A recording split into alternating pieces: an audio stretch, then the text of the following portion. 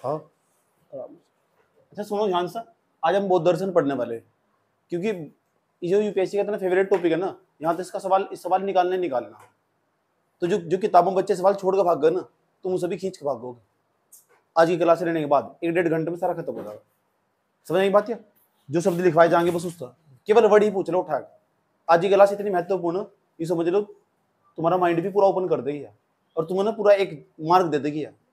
समझ में आई बात? है सवाल पहले समझेंगे इसमें दर्शन क्या हो। सही बात है, ये बौद्ध फिलोसॉफी क्या हो।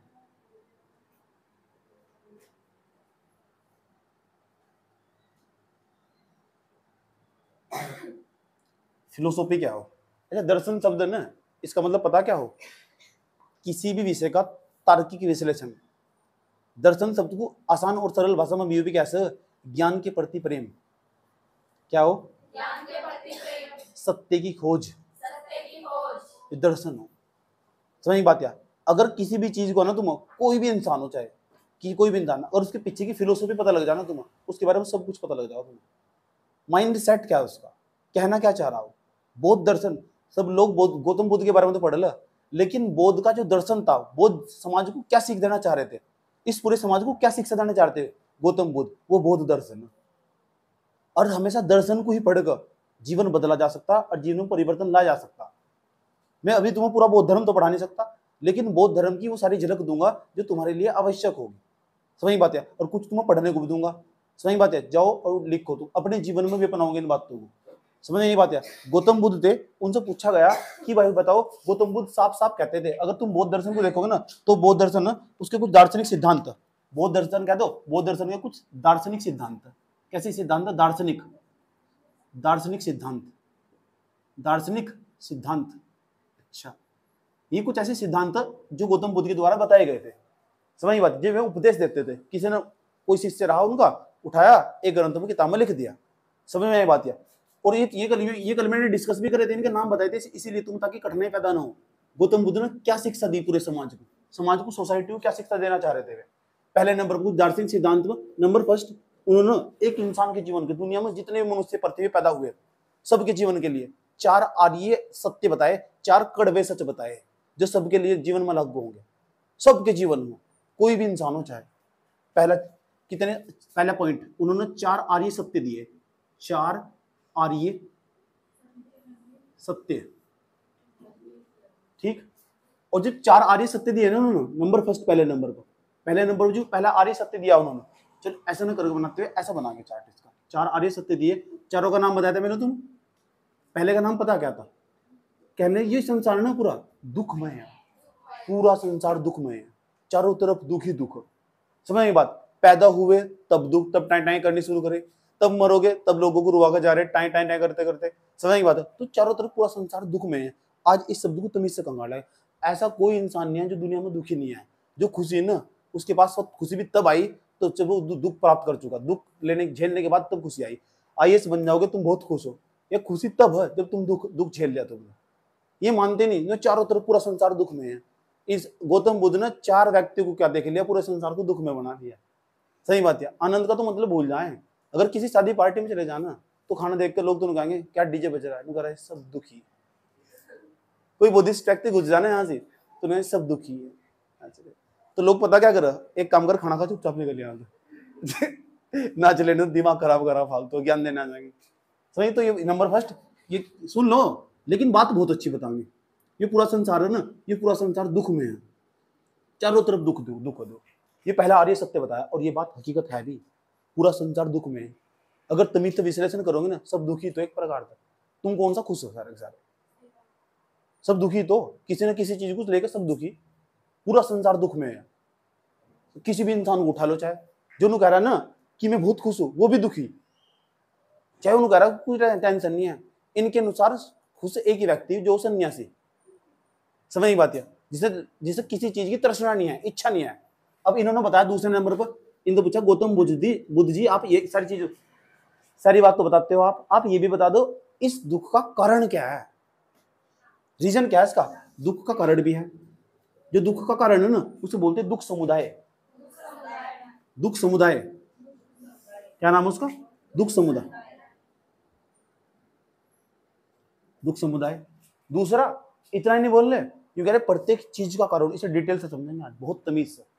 पहली बात तो इन्होंने बताया पूरी संसार में दुख। इन्होंने एक वाक्य भी दिया, पता क्या कहते हैं? क्यों कहते हैं सत्यम सुखम अस्ति, सत्यम दुखम अस्ति, दुखम अस्ति।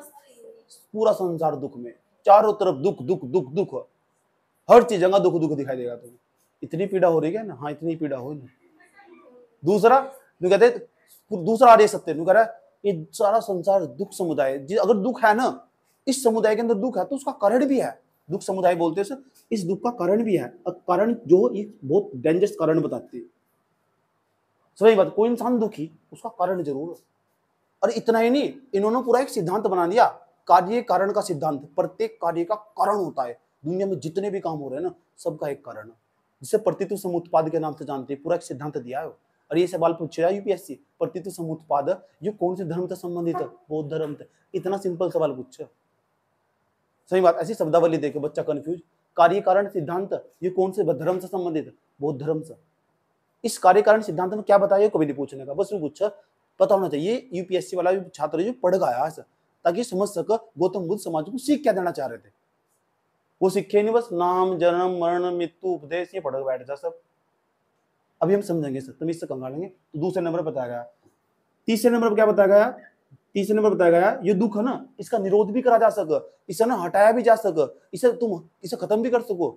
यूं नहीं है कि तुम एक इंसान तो वो जो तुम बताएगा प्रॉब्लम बताता तुम्हारी यार ये प्रॉब्लम है, दूसरा इंसान हो उस प्रॉब्लम का सोल्यूशन भी बताकर जाएगा कि इस प्रॉब्लम का सोल्यूशन ये हो, ये इसका सोल्यूशन है। फिर बताएगा इस प्रॉब्लम के सोल्यूशन बाहर निकलने के लिए ये मार्ग अपनाना पड़ेगा तुम्हें।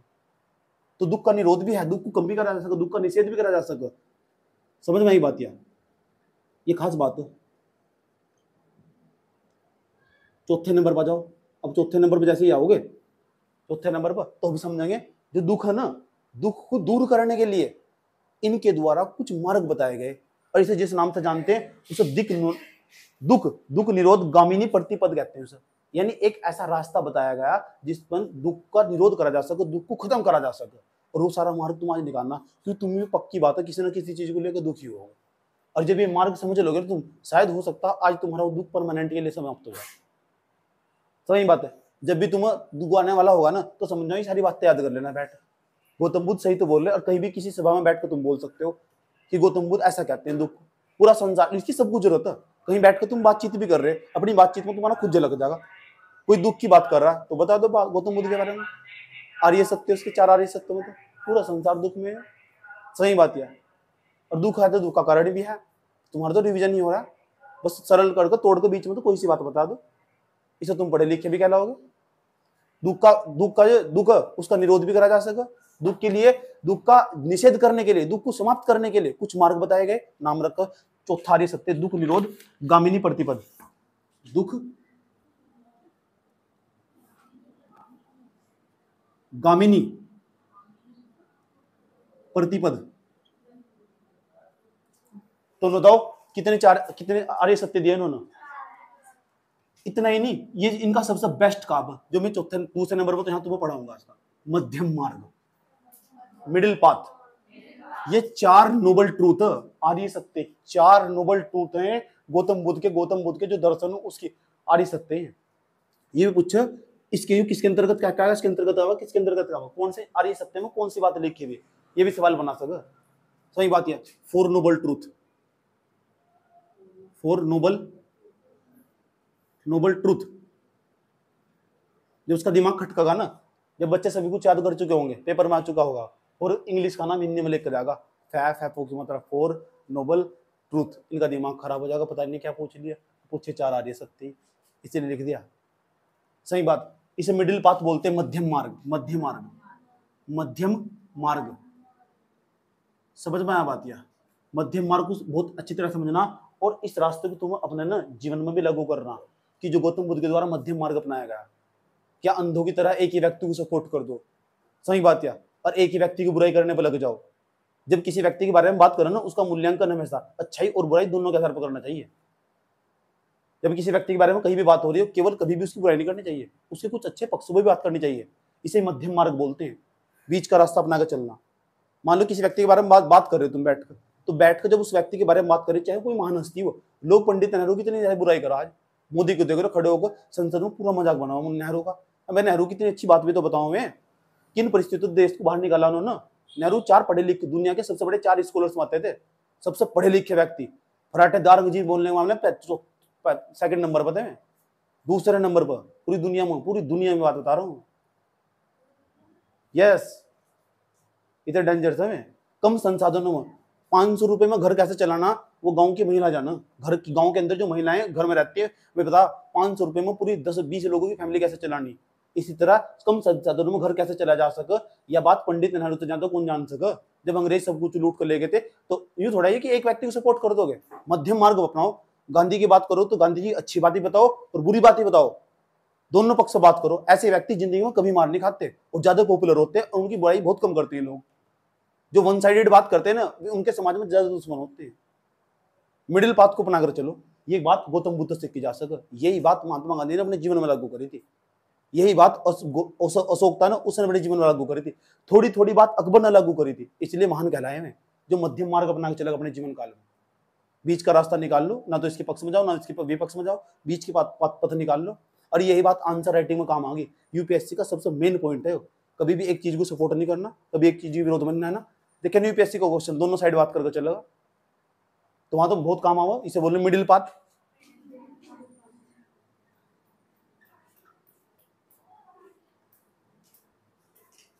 याद रहा ये बात है, समझ बात है। लोग देखो अम्बेडकर की जबरदस्त मात्रा में बुराई करते हैं।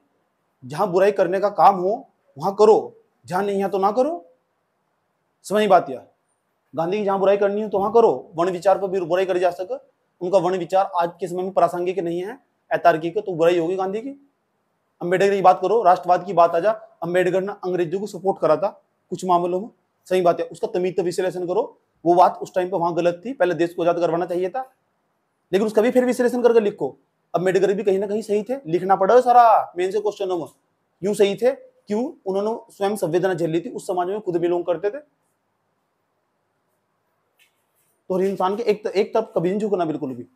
जब कोई खड़े होकर एक व्यक्ति को डांट रहा ना खड़े होकर समाज में, और सब उसे गाली देने लगे हो, ये कुछ नहीं है ये वो, तब तुम उसके भी पक्ष में जाकर खड़े हो जाओ, उसकी अच्छी बातें करो, समझ में आई बात है। तो सबसे अलग यूनिक बनाएगा, पॉपुलैरिटी सुधार लाएगा तुम्हारी। आज हम समझेंगे सच्ची तरह। दूसरा, दुख निरोध गामिनी प्रतिपद या मार्ग। गामिनी का मतलब मार्ग हो, यहां हम अष्टांगिक मार्ग की बात करेंगे। कौन सा मार्ग?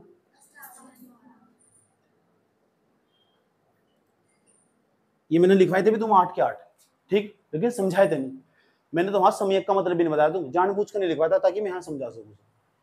समझ बात है। इंग्लिश की टर्मिनोलॉजी भी यूज करके चलूंगा जहां जरूरत होगी। तो 4 नोबल ट्रूथ बताए गए गौतम बुद्ध के द्वारा, और इन्हें मैं समझना तमीज से अच्छी तरीके से। इतनी बात बताओ, समझ में आई नहीं आई? ठीक, चलो अब सवाल है। पहली बात, पूरा संसार दुख में है। पहले जो नोबल ट्रूथ उसने कहा, गौतम बुद्ध ने कहा पूरा संसार दुख में, चारों तरफ दुख ही दुख। कहीं भी ऐसा एक भी स्थान, एक भी कोना ऐसा नहीं है जहां दुख नहीं है। इस पूरे संसार में दुख ही दुख, पूरा संसार दुखमय है, चारों तरफ दुखमय है। ये ना जो धर्म बौद्ध दर्शन, ये नास्तिक दर्शन है, आस्तिक दर्शन नहीं है। ये कभी नहीं मानते, इन्हें कभी नहीं मानना ईश्वर हो। समझ बात यार, इन्हें कभी नहीं मानना ईश्वर हो, ठीक है। इसलिए नास्तिक दर्शन है, आस्तिक दर्शन नहीं है। क्यों? ईश्वर में विश्वास नहीं रखता, तार्किक क्षमता में विश्वास रखा। समझ बात है। तार्किक क्षमता के जहां तार्किक क्षमता डेवलप होगी वो विज्ञानवाद की तरफ चला जाएगा, और ये विज्ञान की तरफ चला जाएगा। पूरा धर्म वो एकमात्र ऐसा धर्म है पूरी दुनिया में जो एक तरफ विज्ञान को सपोर्ट करेगा। और वर्तमान समय में इसकी रिलेवेंसी सबसे ज्यादा, सब धर्म टोटल पीछे छूट चुके, चाहे हिंदू धर्म हो चाहे मुस्लिम धर्म हो, वे सब पीछे रह जाने वाले। ये धर्म क्या है, जैसे जैसे विज्ञान जन्म लेगा, साइंस एंड टेक्नोलॉजी जन्म लेगी, लोगों को इस धर्म की ऑटोमेटिक याद आ गई। ये धर्म ऑटोमेटिक उभार मारेगा। दुनिया के सारे धर्म में रूढ़िवादिताएं, अंधविश्वास सब व्याप्त, एकमात्र धर्म छोड़ दे। सही बात है। इसी एकमात्र ऐसा धर्म जिसने कभी स्वर्ग का लालच नहीं दिखाया। तुम स्वर्ग का लालच दिखाकर तुम तो पैसे नहीं अड़े। समझ बात यार। इसमें कहा चुपचाप आके बैठ जाओ, शांति से ध्यान लगाओ, मेडिटेशन लगाओ। तुम्हारे पास पैसा है या नहीं है ये मायने नहीं रखता, आ जाओ बौद्ध धर्म। समझ आई बात यार। चलो ना नरक का तुम दुख दिखाने का कि तुम अगर तुम ऐसा काम करोगे तो नरक मिल जाएगा तुम। ये स्वर्ग नरक की बात नहीं करता हो। यहाँ क्या करो, हिंदू धर्म हो, मुस्लिम धर्म हो, ईसाई धर्म हो, कोई सा भी धर्म हो, चाहे सारे धर्मों में स्वर्ग और नरक का रास्ता बताया जा। उस दिन स्वर्ग, ऐसा काम करोगे 21 फास्ट रहो, स्वर्ग की प्राप्त होगी। इस जन्म में जीवन सुधारे नहीं जा रहा तो अगले जन्म की बात कर रहे। और यह बात पता किसे बताई जा? जो वृद्ध व्यक्ति हो। अच्छा, मैं अगले जन्म में भी इंसान बनूंगी, दादी बैठेगी वहां सत्संग हो जाएगा। समझ में आया बात है? यानी होती है अच्छी बात। यहाँ से मेडिटेशन, बैठ जाओ 5-20 मिनट शांति से बैठ जाओ। समझ बात है? वे 5 साल तक बैठे थे लगातार एक ही जगह, शरीर पूरा सूख चुका था जब तक ज्ञान की प्राप्ति हुई। ये सारा ज्ञान तब उनके अंदर था। आत्म कहीं तो नहीं सीखा, अपने आप ही स्वयं ज्ञान जलित हो जा। यकीन है तो बैठ कर देख लो एक बार, मेडिटेशन करके आधा घंटा शांति से बैठ कर देख लो। और इस कोई भी विचार मत आने दो अपने दिमाग में, और कोई भी विचार जाने मत दो। आधे घंटे तक पता लग जाएगा तुम कौन हो। इतनी ताकत तुम्हारे अंदर महसूस होगी। तुम क्या करके देख लो। यहाँ तो बच्चा 8 मिनट भी नहीं कर पाता, 10 मिनट, 8-10 मिनट। अगर आधे घंटा 1 घंटा बैठ जाना, उससे वास्तविक इंसान उभर का आगा। दुनिया में सबसे ताकतवर इंसान महसूस करेगा वो। ध्यान एक ऐसी शक्ति चीज, ऐसी चीज हो ध्यान, मेडिटेशन। मैं तो अब भी बैठ जाऊँ शांति से, जब मेरे पास मेरा मूड बहुत खराब हो ना, शांति से बैठ जाऊँ, तो रूम बंद कर बहुत शांत एक कोने में बैठ जाओ, एक भी चीज की आवाज मत सुनो, बिल्कुल भी एक भी विचार को मत आने दो, पूरा रोको, एक जगह ध्यान लगा कर रोको, कोई विचार नहीं आने का, बिल्कुल शांति के साथ। जैसे तुम आधे घंटे बाद में उठोगे ना, तुम ऐसा लगेगा यार तुम्हारे पास सब चीज है, दुनिया की सब बड़ी ताकत है, तुम बहुत खतरनाक डेंजरस इंसान हो। यही तो सिखाते हैं गौतम बुद्ध। तो पूरा संसार क्या है? दुख में, सब दुख में है। अब बताएंगे दुख का कारण क्या है। ये बताया इन्होंने दुख का कारण क्या है। अब दुख का कारण पूछा गया कि दुख का कारण क्या है, तो दुख का कारण बताते हैं इन्होंने इसी संदर्भ में। सही बात है, इसी संदर्भ में इन्होंने क्या करा, दो कारण बताए दुख के। नंबर फर्स्ट, कोई इंसान दुखी क्यों है? पूरा संसार में दुख, किसी समाज में दुख, किसी परिवार में दुख, किसी सदस्य को दुख, किसी कैंडिडेट को दुख, दुखी दुख है। कारण क्या है उसका? पहला कारण ये कह रहा है, इस इंसान के दुख का कारण यो हो, उसे ना ज्ञान नहीं है, उसके पास अज्ञान हो, अविद्या जिसे कहते हैं। इसलिए ज्ञान होना बहुत जरूरी हो। जो ज्ञानी लोग होंगे ना, वे सबसे कम दुखी रहते हैं। तुमने मुझे कभी निगेटिव देखा है? 100 में से 1%। सही बात है। तुम अपनी निगेटिविटी तो मेरा चेहरा देख कर दूर करो। समझ बात है? क्यों? क्योंकि हम पढ़ते भी तो इतने ज्यादा, बहुत कम, हमारे पास 1000 रास्ते हो। समझ बात है? ज्ञानी लोग बहुत कम दुखी हो। इसे गौतम बुद्ध कह रहे हैं। तो कह रहे दुख का कारण क्या है? दुख का कारण पता क्या है? दुख का कारण अज्ञान, उसके पास ज्ञान ही नहीं है, इसलिए दुखी। कोई व्यक्ति बैठा हुआ रो रहा, क्यों रो रहा है? दुख उसके पास, क्यों है दुख? क्योंकि उसे जानकारी नहीं है इस दुख से बाहर कैसे निकलना उसे, इसलिए तो पढ़ना चाहिए। समझ बात है? तो दुख का कारण क्या है? अज्ञान। इस बात को कहीं भी यूज कर सको। अज्ञान को हम अविद्या भी कह सकते हैं। क्या कह सकते हैं? अविद्या। याद रहेगी बात है? इतनी बात बताओ समझ में ही नहीं है। ये अज्ञानता भी कह सकते हैं, अज्ञानता। याद रहेगी बात है? तो दुख का कारण अज्ञान, अविद्या, जानकारी ना होना, नॉलेज नहीं होना, इसलिए रो रहा। नॉलेज होगी इस दिन रोने का नहीं। सही बात है। यू थोड़ा ही है, बॉयफ्रेंड था छोड़कर चला गया, दूसरे के साथ शादी कर ली, रोगी तू, महामूर्ख आदमी हो तुम। अपना बैठ, मेडिटेशन लगा, तू अपने आप को पहचान, अपने आप को उस काबिल बना, इतना सफल बना, तू उसके लिए ना रो, वो तेरे लिए रो। क्या तुम लड़के हो? 21 साल का लड़का एक गर्लफ्रेंड के लिए रो रहा।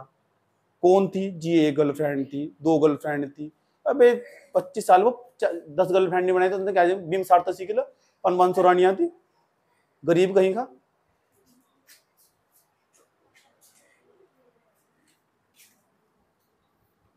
ज्ञान नहीं है ना सर? क्या नहीं है? ज्ञान। तो ज्ञान होना बहुत जरूरी हो। उसके बाद दूसरे नंबर पर तृष्णा। तृष्णा का मतलब क्या हो? आशा, इच्छा। खत्म कर दो सर तृष्णा। ज्यादा इच्छा ना, कोई इंसान दुखी क्यों है? उसके पास तृष्णा बहुत है, इच्छा बहुत है। जिस दिन उसकी खत्म हो जाएगी तृष्णा, इच्छा, जिस दिन उसकी खत्म हो जाएगी ना, इसे कम कर दो, इसे बढ़ा लो। समझ आता है? उसके पास तृष्णा, इच्छा, हर चीज की इच्छा उसकी। अरे भाई बुढ़ापे में कब्र में पैर लटक रहे उसके, इसे पता जाने वाली बूढ़ी, फिर भी नू कह रही हाय बस स्वर्ग दे दिए भगवान। इच्छा तो देख लो कहां तक कर रही। सही बात है। तो इन इच्छा को कम करना पड़ा। यह लड़की है, कभी भी नहीं पूरी होने की इच्छा, IAS बन जाना, सोचे कि यार ये तो रूम बढ़िया नहीं है, गाड़ी वैगनआर में घूम कर अच्छा नहीं लग रहा। सही बात है। 4 पहियों की इसमें घूम कर अच्छा नहीं लग रहा, मर्सिडीज तो होनी चाहिए। तो भाई अगली बार जो कोई रकम देने वाला आगा ना, चुपचाप लेकर रख लूंगी 2 करोड़ रुपए, इस बार बढ़िया गाड़ी खरीद दूंगी। इच्छा। बाद में जाकर पता चला गाड़ी भी खरीद ली, फिर आला दर्जे का ऑफिसर इसके सामने आया। सही बात है, चुपचाप जेल में चक्की पीस रही। अब दुखो खुश है? दुख का कारण क्या है? इच्छा थी इसकी, तो दुख का कारण इच्छा हो। सही बात है, छोड़ दो ना, एक्सपेक्टेशन जीरो होनी चाहिए किसी भी चीज में। सही बात है, उम्मीदें ना रखो किसी से, उम्मीद रखो उन पर जो तुमसे उम्मीद करते हो, बाकी किसी पर उम्मीद ना रखो। जिस तो तुम पर विश्वास करो उन पर विश्वास करो, बाकी भाड़ में जाओ सब। यस और नो? तुम ही देख लो, अरे भाई ट्रस्ट कर रहे हो, मैं तो तुम पर ट्रस्ट कर रहा हूं, भाई तुम कर दोगे, भाई तुम कर दोगे, तो तुम भी तो ट्रस्ट करना चाहिए भाई, पढ़ना चाहिए तुमको। और ट्रस्ट ही कहीं और जाकर कर रहे, जबरदस्ती का ट्रस्ट बनाने की कोशिश कर रहे। नहीं बनना तो बनाओ भाई, बनाओ। ये क्या है? इच्छा कम करो, रिड्यूस। समझ आई बात? या इतना नहीं कहते, इन तो पूछेगा मूल कारण क्या है, दोनों का एक कारण बताओ ना। गौतम बुद्ध पूछेगा जी एक लाइन में बताओ क्या मूल कारण बताओ, उसका जड़ क्या है, दुख की जड़ क्या है? तो पता क्या कहता? मूल कारण क्या है दुख का? मूल का जड़ क्या है? मूल कारण। तो उन्होंने कहा एक सिद्धांत पढ़ लो, फिर मैंने एक गहरी बात बता रहा हूं, तो कह रहा प्रत्येक कार्य का कारण हो। यहां लिख दू पिक्चर, मूल कारण क्या है? उसने कहा प्रतित्व समुत्पाद। प्रतित्व, प्रतित्व भी लिखा, प्रतित्व भी लिखा, प्रतित्व भी लिखा, प्रतित्व समुत्पाद, ये सिद्धांत है इनका, ये सिद्धांत दिया। दूसरी भाषा में कार्य कारण का सिद्धांत कहते हैं, कार्य कारण का सिद्धांत, कार्य कारण का सिद्धांत। सीधा नाम देकर पूछ लेगा पेपर में, पूछेगा प्रतित्व समुत्पाद जो कौन से आर्य सत्य के अंतर्गत है? वो दूसरे के। इतना सिंपल सवाल, गौतम बुद्ध के द्वारा जो 4 आर्य सत्य दिए उसके अंतर्गत आ वो कार्य कारण सिद्धांत। दुनिया में एक भी काम बिना कारण के नहीं हो सकता, हर चीज का रिवीजन हो, रीजन हो। यहाँ तुम बैठे हुए ना, आज क्लास में आए तुम, सही बात है, इसका कारण है। और तुम जो सीख रहे हो, तुम्हारा सिविल सर्विस में आना कारण है इसका, प्रत्येक कार्य का कारण हो। सही बात है, और कारण भी इस प्रकार का, इसके लिए तुम्हें दुख झेलना पड़ रहा। सही बात है, और ये दुख इसलिए झेलना पड़ रहा ताकि अगर तुम्हारा फ्यूचर सुधर सके जाकर, उस सुख को प्राप्त करने के लिए पहले दुख तो गुजरना पड़ेगा। प्रत्येक कार्य का कारण, कोई भी काम हो रहा दुनिया में, कोई भी काम अपने आप नहीं होता। तुम गए, तुम रास्ते में जा रहे थे, रास्ते में जाते जाते तुम्हें 2000 रुपए का नोट मिल गया। कितने का? 2000 रुपए का नोट मिल गया। और 2000 रुपए का जैसे नोट मिल गया, 2000 रुपए का नोट, तुमने सोचा आज रसमलाई खाता हूँ, रसमलाई वाले की दुकान में पहुंच गए। उसके पास कई दिन तो कोई ग्राहक ही नहीं आ रहा था, और ग्राहक ही नहीं आ रहा था तो उसके 2000 रुपए तुमने नोट पकड़ाया।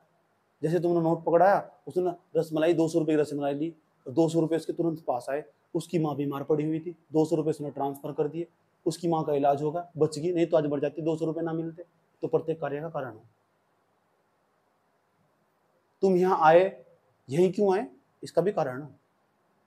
मैं नहीं कह रहा है वो मैं शकल ना देखो कि ना ये बात, ये छिपकली यहाँ आई ना, कारण है इसका भी। ये लड़कियां चेयर पे बैठी, इसका भी कारण है। सही बात, तुम हंस रहे, इसका भी कारण है, हर चीज का कारण है।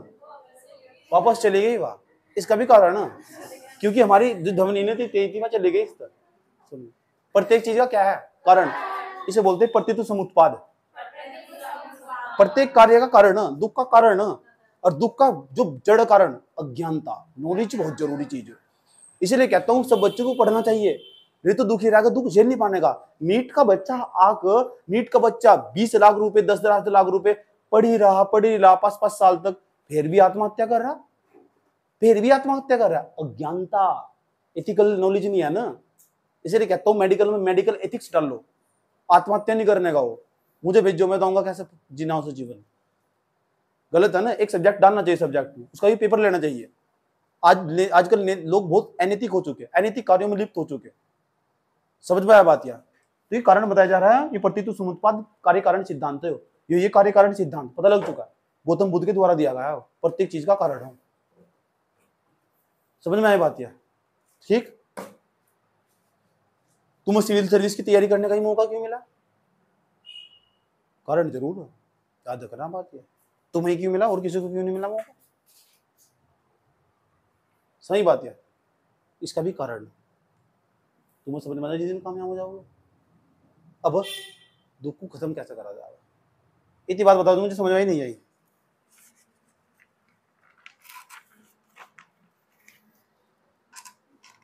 अब उसके बाद दुख दुख को खत्म भी करा जा सकता, और दुख को खत्म करने के लिए ना अष्टांगिक मार्ग बताए गए, ये दुख को समाप्त भी करा जा सके।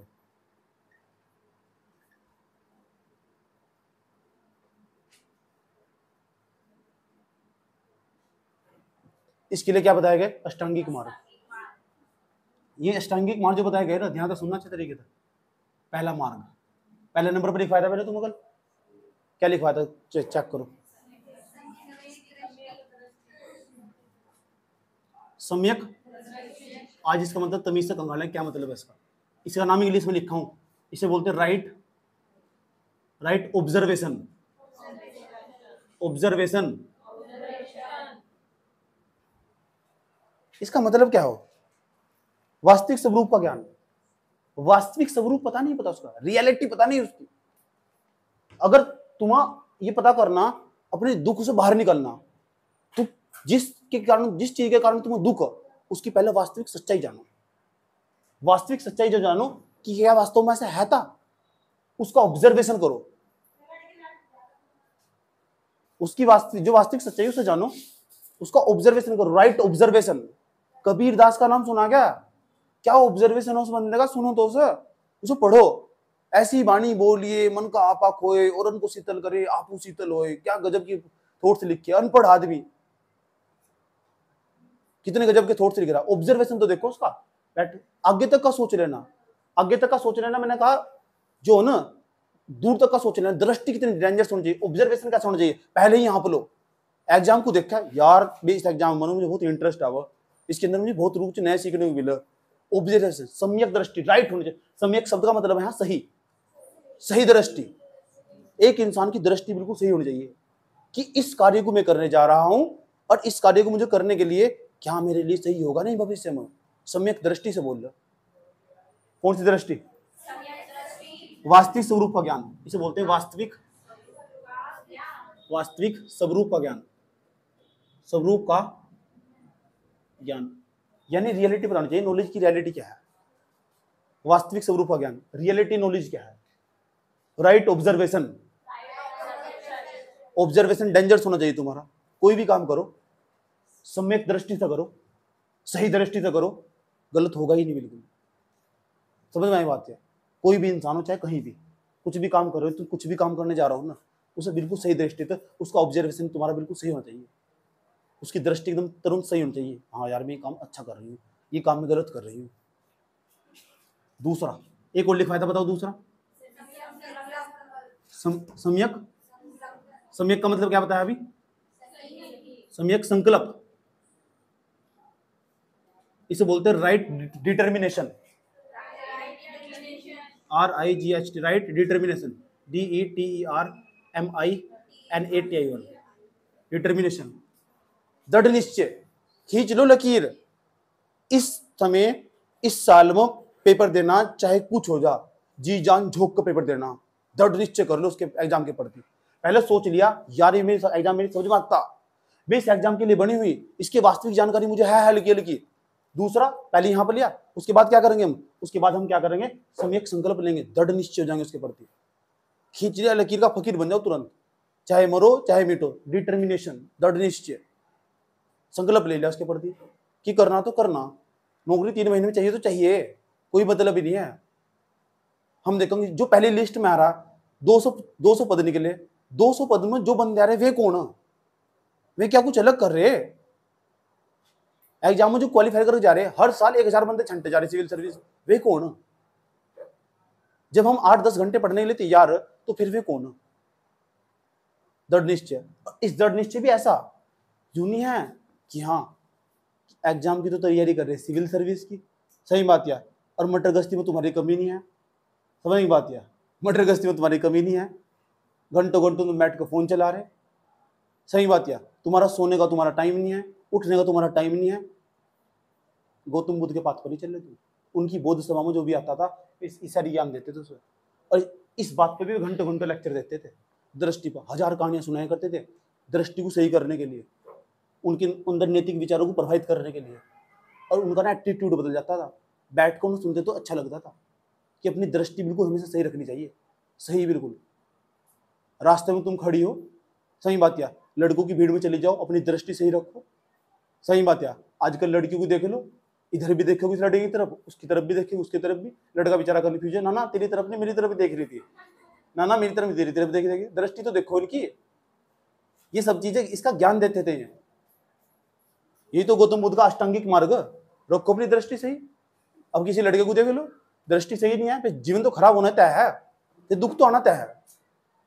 लड़की को देख लो चाहे लड़के को देख लो, दोनों को देख लो, समझ में आई बात। या सम्यक दृढ़ निश्चय नहीं है, टारगेट बना दृढ़ निश्चय नहीं है, इसके ऊपर खींच देने लगी है। नो आई डोंट नो, मैं किसी को नहीं जानती। और सोशल गैदरिंग को धीरे धीरे अवॉइड। अगर सोशल गैदरिंग को, दोस्तों को, प्यार को, परिवार को साइड पर लगाओगे ना और सीधा फोकस से लगाओगे, वो दृढ़ सम्यक संकल्प की तरफ ध्यान दे रहा। ये तो दृढ़ निश्चय है। और ये तो एथिक्स में पढ़ाया जा, ये तो पढ़ाया जाए, बौद्ध धर्म तो वहां भी पढ़ाया जाए, और वहां नहीं पढ़ाऊंगा, याद रखना बात। या दृढ़ निश्चय का मतलब समझ चुके, संकल्प का मतलब समझ चुके क्या? वास्तविक संकल्प, सच्ची वाला संकल्प, वास्तविक संकल्प, वास्तविक संकल्प। अष्टांगिक मार्ग है। मैं तो छोटा सा एग्जांपल दे, उदाहरण देकर आगे बढ़ रहा है। गौतम बुद्ध के पास बैठोगे, एक दिन तक लगातार ये समझाते थे, 3 घंटे की सभा में, और 1000 कहानियां सुनाया करते थे बैठकर, दृष्टि को सुधारने के लिए। समझ में आई बात? या कहते हैं दृष्टि सही होनी चाहिए हमेशा। सही बात है। जब दृष्टि लगा रखी है एसएससी के एग्जाम पर, और ऐसे एमटीएस की तैयारी पर लगा रखी, फिर कहां उसका तैयार हो जाएगा? उसको दृष्टि, सोच ऊंची होनी चाहिए। फिर उसके प्रति लकीर खींच दो, ऐसे ऐसे तैयारी करनी। तीसरे नंबर पर चल जाओ। तीसरे नंबर का पता क्या बताया था? सम्यक वाक, राइट स्पीच। इसे बोलते हैं राइट स्पीच। राइट स्पीच, इसका मतलब पता क्या हो? अप्रिय वचन को हमेशा त्याग देना चाहिए। कितनी बढ़िया बात कहते हैं, कि जबरदस्त बात बोलते हैं। जितने भी अप्रिय वचन हो ना, राइट स्पीच देनी चाहिए, बिल्कुल सही बोलना चाहिए। अप्रिय जो हो ना, देखो कुछ लड़कियां इतनी बड़ी होने के बावजूद भी, उनकी 20, 21, 25 साल की उम्र हो चुकी, अब जब अपनी सहेलियों में बैठती है तब भी में गालियों का प्रयोग करती है, और सोचती है कि पढ़े लिखने के बावजूद कि हमें क्या फर्क पड़ रहा, अपने आपस में तो गाली दे रही। अप्रिय वचनों का त्याग करना चाहिए, ये भी तो दुखी, और उसका कहीं ना कहीं उसका प्रभाव उसके जीवन में दिखाई देगा। अप्रिय वचनों का त्याग करना चाहिए।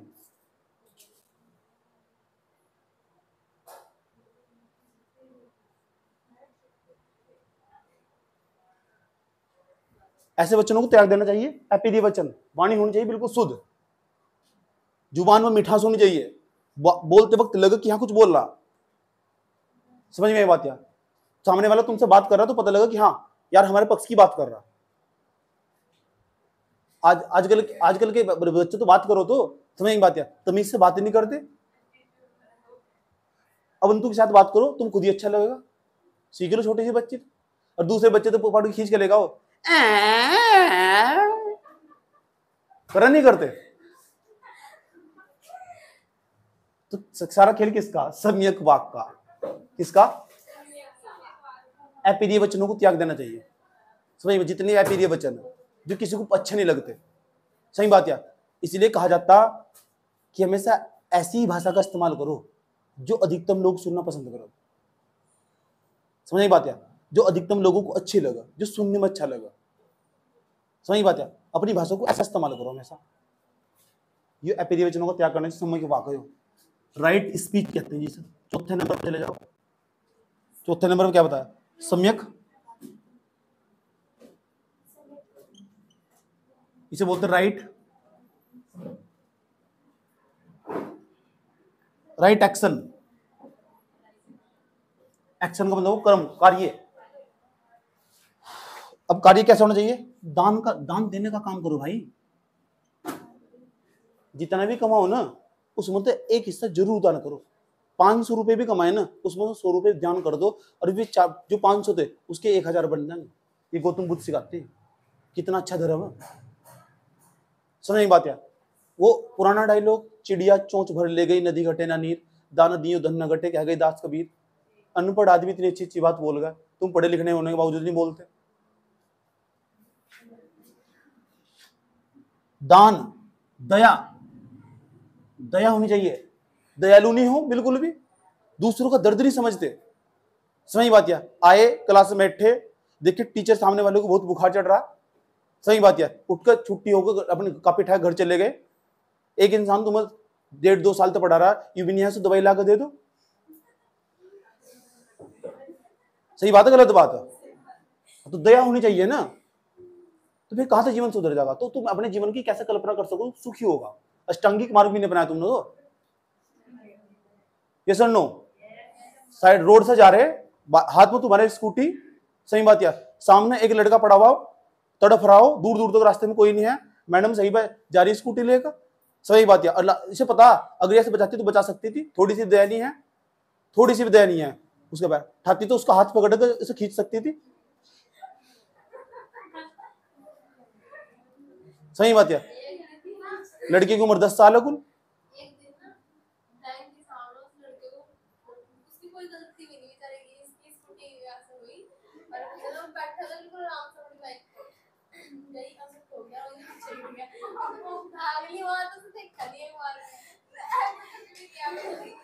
हाँ, कोई बात नहीं, अगर अगर होती ना पक्का गले लगा जाती इसका, समझ में आई बात है? ठीक है इसका, ठीक है इसका। अच्छा अच्छा,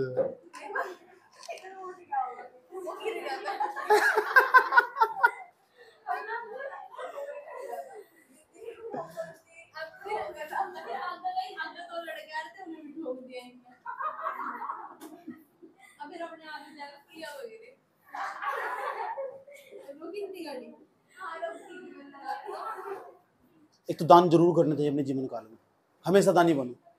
अगर तुम्हारे बैग में पैसे है ना, 2 रुपए भी है ना, और तुम्हारे पास कोई भिखारी आया और तुम लग रहा है किसी काम के नहीं है, ऐसे से बहुत बड़े कंजूस हो दुनिया में। सही बात है, जो 2 रुपए भी किसी को दान नहीं करते। ये अंबानी अडानी है, 1 रुपए का दान नहीं करते हैं, 1 भी रुपए का दान नहीं करते हैं, अंबानी अडानी है जो। सही बात है, एक मंजिल में कहना सत्यपाल मलिक का कह रहा है, एक मंजिल में यहाँ कुत्ते रह रहे, एक मंजिल में यहाँ चप्पलों का शोरूम है, एक मंजिल में यहाँ कार का शोरूम है, सोचते उनके मंजिल बनी पड़ी। और जब चैरिटी की बात आती है, फंड देने की बात आती है, सेना के लिए 1 रुपया नहीं निकलता इन लोगों तो। समझ बात क्या? ये लोग किसी काम के नहीं है, धरती पे बोझ हैं। उसके बाद सत्य कर्म करना चाहिए, हमेशा सच्चे कर्म करने चाहिए, हमेशा सच का सहारा लेना चाहिए, चाहे मोती क्यों ना हो। ये बात बताते हैं गौतम बुद्ध। तो इस पर भी घंटों घंटों लेक्चर देते थे मैं, यहाँ बैठ ये भी इस पर सब सारी बातें समझाते थे। अब एक व्यक्ति बैठकर इतनी अच्छी अच्छी बातें बता रहा, तो क्यों नहीं समाज अच्छा बनेगा? क्यों नहीं समाज अच्छा बनेगा? और किसी भी धर्म में बताएगा क्या जाएगा? अप्रत्यक्ष रूप से तो सारी बातें ये बताई जा रही। ऐसे लग रहा तुम भी आज सत्संग की क्लास में बैठे हो। सत्य कर्म करना, सच अच्छे कर्म करो, गलत कर्म क्यों कर रहे हो तुम? जाओ ही मत उसकी तरफ। चौथे नंबर पर चले जाओ, 5वें नंबर पर सम्यक सम्यक अजीब, राइट लाइवलीहुड।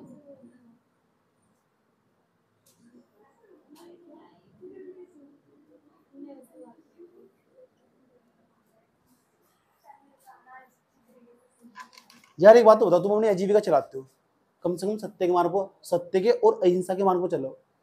अगर झगड़ने के बाद इन किसी से इससे झगड़ने के बाद इसकी बॉयफ्रेंड पर कब्जा कर भी लिया तो क्या कर लगी यार? गलत बात है ना, समझ नहीं बात यार। ठीक, अगर इन दोनों चाय की दुकान खोल रखी, बराबर भी खोल रखी, बिल्कुल पहले तो इसने खोल ली, इसकी जरूरत में इसने खोल दी, तो 2 करोड़ रुपए कमा रही, मैं भी खोल लूंगी, दोनों साथ मिलकर ही खोल लेंगे। ये तो बात समझा जा रहा। सम्यक अजीब, देखो अष्टांगिक मार्ग हमारे पूरे जीवन से जुड़े हुए, समझ में आया बात? यह पता लग गया ना कहाँ आ रहे हैं अष्टांगिक मार्ग? यहाँ रहे चौथे आर्य सत्य में अष्टांगिक मार्ग। सम्यक अजीब, सम्यक अजीब का मतलब सदाचार के नियमों का पालन करना। सदाचार, सदाचार का मतलब वो अच्छा आचरण, सदाचार के नियमों का पालन।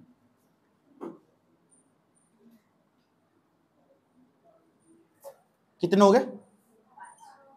छठे नंबर पर क्या लिखा था? सम्यक व्यायाम,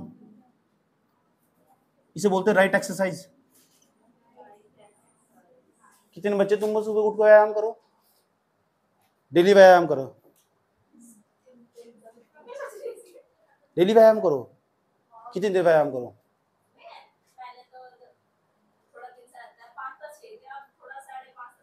ठीक, बहुत जरूरी व्यायाम। जो नहीं करता ना, दिमाग में धारण कर लो। ब्रूस व्रूस करने के बाद ना ये समझ लो आधा घंटे आसपास बॉडी की स्ट्रेचिंग कर रही, ये बहुत जरूरी है। अपना जीवन लंबे समय तक खुशहाल गुजारना। दो आधे घंटे तक स्ट्रेचिंग करने के बाद तुम बहुत लंबे समय तक जीवित रहने वाले, और तुम्हारा पूरा दिन बन जाने वाला आधे घंटे के आसपास व्यायाम करने के बाद।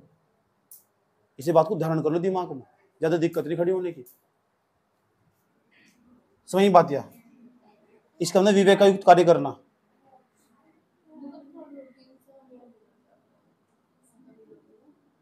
विवेक युक्त कार्य करना। 7वें नंबर पर जाओ। क्या बताया था?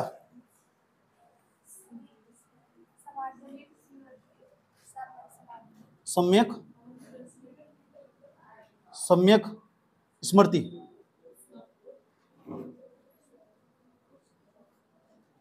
Write memory. सम्यक स्मृति का मतलब समझ लो क्या है भाई? इनका सच्ची धारणा का विकास करना। सच्ची धारणा का विकास करने का मतलब प्रत्येक मनुष्य को अपने जीवन काल में हमेशा सच्ची बातों को फॉलो करना चाहिए। ऐसी बातों को धारण करना चाहिए जो बहुत हकीकत है। हकीकत का मतलब क्या हो? जैसे लड़की सामने बैठी हुई, सही बात है, इसने मेरे बारे में कुछ बताया और इसने ना तुरंत एक्सेप्ट कर लिया। अच्छा हाँ भाई जी घूम रहे थे, सच में घूम रहे थे, इसे धारण कर लिया नहीं कर लिया, तो इसका मतलब इसकी जो सम्यक स्मृति नहीं है, गलत बात है इसकी। सही बात है, सच्ची धारणा को एक्सेप्ट करना चाहिए जो हमने सच में देखी हो।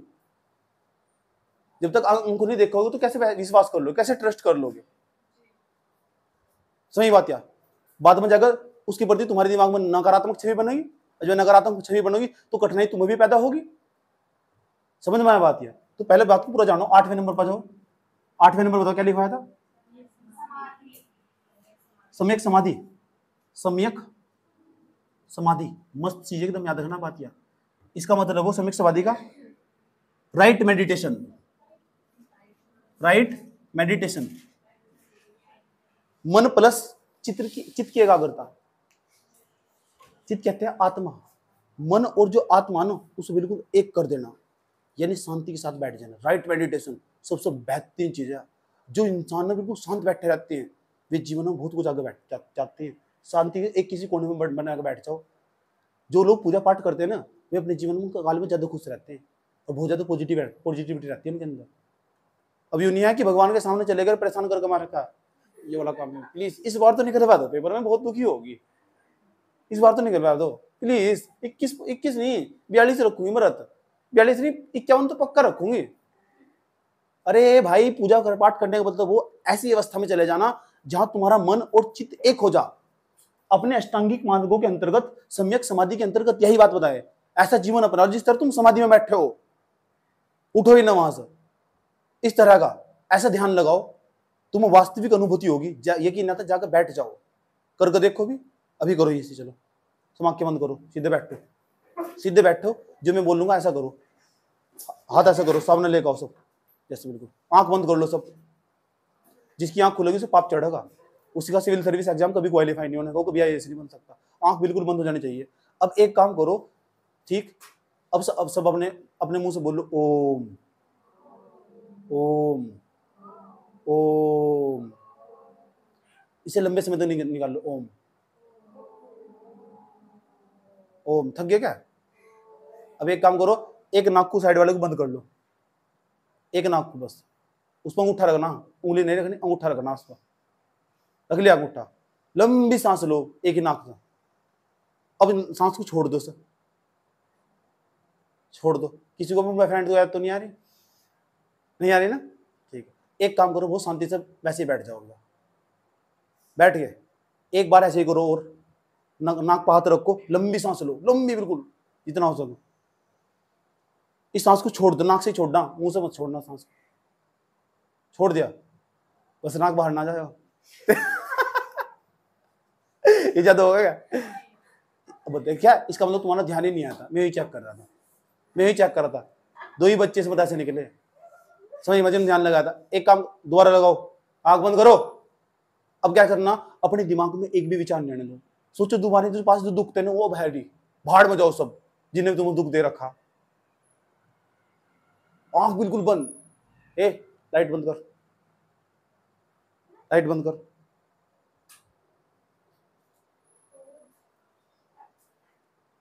एक भी दुख नहीं आया तुम्हारे पास आज, सब शांत मामला, शांति से बैठ जाओ।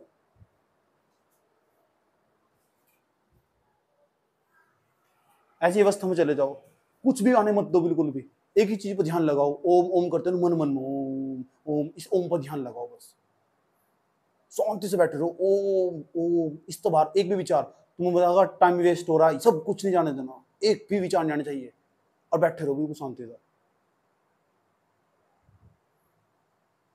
बिल्कुल शांति से। जब तक मैं नहीं कहता बिल्कुल भी एक भी विचार आने मत देना बिल्कुल भी, चाहे तुम्हारे इस टाइम कोई शरीर को उठा कर ले जा, तब भी कोई कुछ नहीं करना, शांति से बैठे रहो। प्लीज फोकस योर गोल, और प्लीज रियलाइज करो अब ना तुम प्रीलिम्स देने जा रहे हो, आईएएस का एग्जाम। इस एग्जाम को फील करो, और तुम दिल्ली में जा रहे हो, मैं तुम्हारे साथ उपस्थित हूं, और मैं तुम्हें समझाता जा रहा हूं ऐसे एग्जाम क्यों देना तुम्हें। अब तुम कॉलेज में पहुंच चुके, और कॉलेज में बेल बज चुकी, 9:30 बजे का टाइम है, अंदर घुस चुके तुम। ये सिविल सर्विस का पेपर तुम्हारे हाथ में आया, तुमने पहला पन्ना खोला, पहला क्वेश्चन पॉलिटी का, मूल अधिकार का, कि जो अस्पृश्यता का उल्लेख हो कौन से अनुच्छेद में। 4 ऑप्शन दे रखे, अनुच्छेद 16, 17, 18, 19। उत्तर नहीं मुझे पूछना, तुमने टिक लगा दिया, सारे पर्सन तुम्हारे पढ़े हुए आए, वाओ। 7 के बाद हवा नहीं आ रही, भाई जी ने बताता पीछे पे पेज पलट दो सारा, सुबह से स्टार्ट करो। प्रीलिम्स के मार्क्स नहीं जोड़ते, भाई जी ने भी बताया था। अब तुम गोला फिल कर रहे, ओ माय गॉड, तुमने तो 45 क्वेश्चन कर लिए, और भाई जी ने कहा था 37-38 पे नंबर आ जा, 45 क्वेश्चन सही हो गए। अब तुम बिल्कुल नहीं छेड़ रहे, तुमने बहुत प्रैक्टिस कर गए, तुम बहुत मेहनत लगा, तुमने बराबर का तुम्हें मैंने बहुत पीट रखा। मार्कशीट फिल कर लो, फिल करने के बाद ऐसा फील करो कि तुम ना वहां से मार्कशीट गोला फिल करके बाहर निकल गए, और तुम्हारी मेरी मुलाकात हो रही, तुम एकदम कूद पड़े, वाह भाई जी वाह, धन्य हो। और जैसे तुम बाहर निकले, उसके बाद सी सेट, मैंने कहा फटाफट सी सेट का रिवीजन करो, जल्दी सी सेट का रिवीजन करो, जो सारा पढ़ाया था। तुमने घंटों घंटों सी सेट पर मेहनत करी थी, सारा मैथ निकाला था, सारी रीजन निकाल ली थी, एक भी सवाल तुमने, सारे सवाल मुझे ही करके दिखाए थे पिछले साल लोग, और ये सी सेट तुम्हारे सामने आया। और सी सेट 2 बजे पेपर है तुम्हारा, और 2 बजे तुम घुस गए अंदर, और 2 बजे से तुम्हारा सी सेट, तुमने सोचा ओहो मैथ इतना हार्ड आया, कोई बात नहीं, पैराग्राफ भी तो है, पैराग्राफ 35, पैराग्राफ की तुमने जबरदस्त प्रैक्टिस कर रखी, रीजनिंग में तुम महारत हासिल है तुम्हें, और रीजनिंग और पैराग्राफ की मिलाकर 54 क्वेश्चन है, लेकिन क्वेश्चन तो 27 करने, और ये घंटा बीतता हुआ, और 30 पैराग्राफ हमने एकदम करेक्ट कर लिए, और ये हमारे पैराग्राफ पढ़े हुए आ रहे हैं सारे, 30 पैराग्राफ करेक्ट कर लिए। ओहो रीजनिंग के मैंने 10 क्वेश्चन कर लिए, 40 question, that's enough, I don't like this. Page 1 गोला फिल कर लिया, फिल करने के बावजूद अब तुम कॉलेज से बाहर आ जाओ, अब तुम्हें पूरा ट्रस्ट हो चुका कि तुम्हारा सिविल सर्विस का एग्जाम निकलेगा ही निकलेगा। आए तुम, और तुम घर आए, और शांति से पढ़ कर सो गए, तुम कुछ नहीं करा, खाना वाना खाया, पढ़ कर सो गए, और ये धीरे धीरे वक्त बीतता रहा, तुम प्रीलिम्स के इंतजार में हो, और तुम्हारे 15 दिन 25 दिन बीत चुके, आज प्रीलिम्स का रिजल्ट आने वाला, और ये प्रीलिम्स का रिजल्ट आया, ये Kajal you are qualify prelims, Varnika prelims qualify, Neha prelims qualify, तुम सारा बच्चा, मामा जी भी क्वालिफाई होगी, सिमरन भी क्वालिफाई होगी, सालू भी, गोल्डी भी, यंसिका भी, पारुल भी, लक्ष्मी भी, ये भी सब क्वालिफाई, टोटल तहलका मच चुका, भारत का सबसे बड़ा एग्जाम क्वालिफाई कर दिया, चारों तरफ तुम्हारी वाई वाई होगी। लड़की 3 साल से मेहनत कर रही थी, डेली ट्यूशन जाती थी, कितनी चारों तरफ खुशियां खुशियां मना रहे लोग, अब तुम्हारी दिल्ली जाने की तैयारी हो रही। भाई जी ने कहा कि तुम्हें कोचिंग में छोड़ा जाएगा, ट्रांसफर करवा जा रहा, मेरी कोचिंग वाले से बात हुई थी, हॉस्टल में तुम्हें रहना पड़ेगा। अब तुम हॉस्टल में चले गए, तुमने वहां जमकर रात दिन लाइब्रेरी में पढ़ाई करी, कोई लड़का नहीं, कोई गर्लफ्रेंड नहीं, कोई बॉयफ्रेंड नहीं, सब भाड़ में गए, रात दिन लाइब्रेरी में घुसे हुए, और तुमने जबरदस्त तरीके से मेंस लिखा है, और ये तुम्हारा मेंस और ये क्वालिफाई और ये धड़ाक रिजल्ट आया। और जैसे रिजल्ट आया, रिजल्ट में तुम्हें पता लगा इस बार रिजल्ट में तुमने झंडे गाड़ दिए, तुम्हारा मेंस की लिस्ट में नाम है, नाम आया तुम्हारा मेंस की लिस्ट में। और जैसे मेंस की लिस्ट में नाम आया तुम्हारा, तो मेंस की लिस्ट में ये भी एक और अपॉर्चुनिटी। और उसके बाद अब तुम्हारे इंटरव्यू स्टार्ट होंगे 1 महीने बाद, और तुम उसकी तैयारी में हो, और तुम मेरे से ना वीडियो कॉन्फ्रेंस पे बात कर रहे हो, भाई जी प्लीज प्लीज मुझे बताओ, भाई जी प्लीज प्लीज भाई जी 1 घंटा और फालतू दो मुझे प्लीज, आपका बहुत एहसान होगा, आपने यहाँ तक पहुंचाया तो आगे भी प्लीज मुझे बताओ कैसे करना। और मैंने तुम्हें सारा रास्ता बताया कि ऐसे ऐसे इंटरव्यू होगा, और तुम सीख चुके। मैंने कहा तुम अब तुम मॉक देने जा रहे हो, दृष्टि में तुम्हारा मॉक इंटरव्यू चल रहा, विजन में तुम्हारा मॉक इंटरव्यू चल रहा, दुनिया के तमाम चैनल तुम्हें बुला रहे इंटरव्यू के लिए, मॉक इंटरव्यू के लिए, तुमने दिए। और आज तुम्हारा मेंस का उसका पहले का उसका यूपीएससी का इंटरव्यू है, और तुम्हारी बाहर लाइन लगी हुई, और तुम बहुत अच्छे अच्छे कपड़े पहन कर जा रहे, कोई कोट पैंट में जा रहा, कोई साड़ी में जा रहा, जैसे उन्हें पसंद है बिल्कुल वैसे जा रहे। और ये तुम्हारा इंटरव्यू स्टार्ट। पहला सवाल, आईएएस क्यों बनना चाहती हो? और फिर जो तुम्हें समझाया गया था, क्यों? क्योंकि मुझे वो नहीं करना जो मेरे पेरेंट्स ने देखा। और क्या तुम्हारे तुम घंटों से घंटों बहस चली, और हर सवाल का उत्तर तुम्हारे पास है।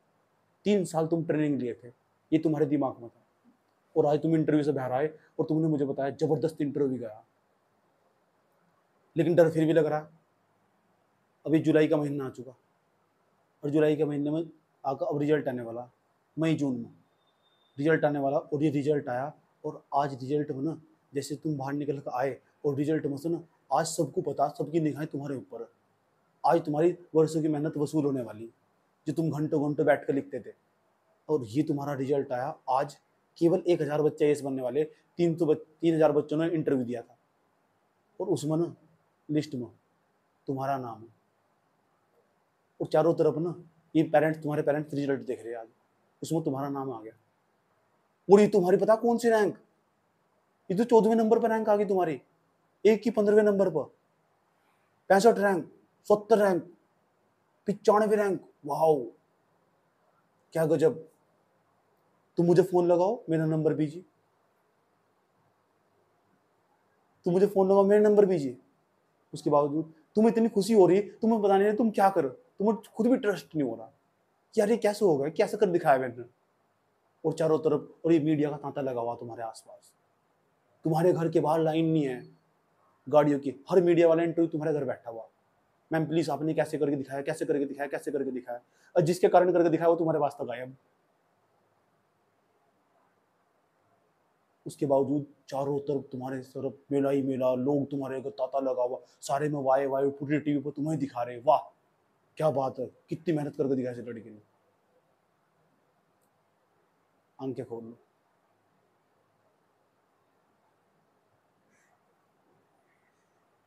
आंखें खोल लो, यही हो भी, यही उसी क्लास पे, अभी इसी क्लास में हो।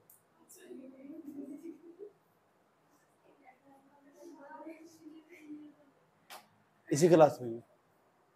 इस दृष्टि को तुमने बिल्कुल इसी दृष्टि के साथ अनुभव कर लिया, नहीं कर लिया?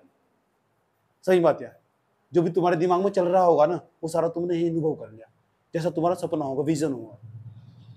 इसे ध्यान कहते हैं। जैसे जैसे मैं बोल रहा तुम उसी के अनुसार चल रहे थे। जैसे मैंने कहा ना तुम प्रीलिम्स देने जा रहे हैं मेरे साथ, तो तुमने अपने दिमाग में ट्रेन भी बनाई, बस बनाई, जिन किसी ने बस बनाई होगी। जब पेपर तो तुम बाहर निकले, तुम मेरे से मिले, तुमने अपने दिमाग में अलग टाइप का दृश्य बनाया। थैंक यू भाई जी, थैंक यू।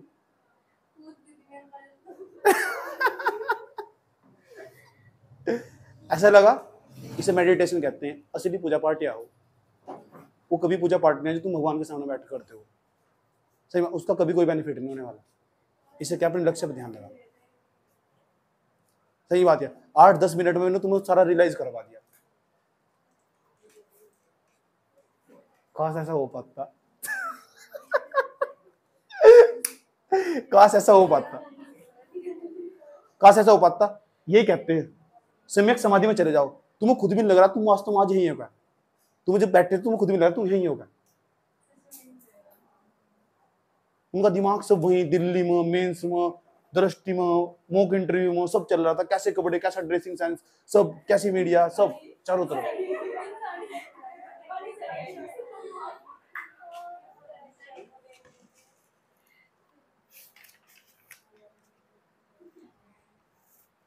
मजा आया पूरा, अच्छा लगा। इस सब चीज को मेडिटेशन कहते हैं। गौतम बुद्ध के आठवें मार्ग में यही है, सही बात है। गौतम बुद्ध के 8वें मार्ग में यही है, यहां तक का सारा नोट कर लो, फिर मध्यम मार्ग समझा रहा हूं। इन्हें गौतम बुद्ध कहते हैं।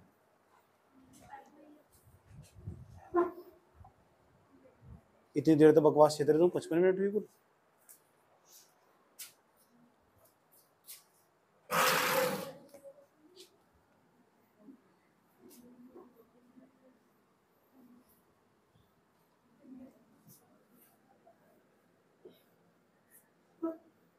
अब क्या करोगे भैया? अब जो बौद्ध धर्म है ना, जब बौद्ध धर्म के अंदर संगीति हुई थी, 4 बौद्ध संगीति हुई थी, ये चौथे नंबर की बौद्ध संगीति हुई थी ना, वहाँ किसके काल हुई थी? या कनिष्ठ के? जो कुषाण शासक था, कुषाणों को महान शासक था कनिष्ठ। अगर पढ़ने वाले हम कुषाणों के बारे में, ठीक। बौद्ध धर्म के संप्रदाय, ये बौद्ध धर्म के संप्रदाय, संप्रदाय मतलब शाखा बौद्ध धर्म में। एक बताओ, 102 एडी में मैंने तुम्हें पढ़ाया था, 102 एडी का मतलब 102 ईस्वी में बौद्ध धर्म में 4 बौद्ध संगति हुई। जो चौथे नंबर की सभा थी ना, समिति थी, बैठक थी, उसके अंतर्गत जो किसके समय हुई? कनिष्ठ के समय में। कनिष्ठ, कुषाणों को मान सकता कनिष्ठ, सही बात है। सोने के सिक्के नहीं चलवाए थे पहली बार। तो बौद्ध धर्म के संप्रदाय, बौद्ध धर्म के जो संप्रदाय है उसमें 102 एडी में जो कनिष्ठ था, इसके समय में चौथे नंबर की 4th बौद्ध संगीति हुई थी। बौद्ध, तुम बता सको इसका अध्यक्ष कौन था? अध्यक्ष कौन था इसका? अध्यक्ष था इसका वासुमित्र। उपाध्यक्ष पता तो है ना तुम? चलो, अरे यह बौद्ध संगीति पता कहाँ हुई थी? कुंडलवन में। स्थान क्या था इसका? कुंडलवन। कुंडलवन, तो कुंडलवन कहाँ पड़ा? कश्मीर के अंदर। इस चौथी बौद्ध संगीति में हुआ यह था कि जो बौद्ध धर्म था ना, इसे 2 भागों में बट गया। बौद्ध धर्म को मानने वाले लोग, क्योंकि गौतम बुद्ध की तो मृत्यु हो चुकी थी, तो गौतम बुद्ध को मानने वाले लोग पता क्या कहने लगे? क्यों कह रहे गौतम बुद्ध ने एक महापुरुष थे। कुछ लोग उस वक्त कहने लगे ना वे एक देवता थे। कुछ लोग कह रहे अरे भाई गौतम बुद्ध कहते थे हमारी मूर्ति नहीं बनानी। नहीं, देवताओं की तो मूर्ति बना के पूजा करी जा। तो बौद्ध धर्म 2 भाग शाखाओं में बढ़ता दिखाई देगा। और बौद्ध धर्म की 2 शाखाएं निकल कर आई चौथी बौद्ध संगति में, और 2 शाखाएं को 2 संप्रदाय भी कह सकते। और जो पहला संप्रदाय था उसका नाम था हीनयान। अच्छा, हीन जो शब्द वो निम्न के लिए यूज हो, जो बहुत कम चीज हो, उसे हीनयान, यान का मतलब वो रास्ता। आया समझ में? जो निम्न मार्ग अपनाएंगे इसे निम्नयान भी बोल रहे, निम्नयान या निम्न मार्ग भी बोल रहे, निम्न मार्ग।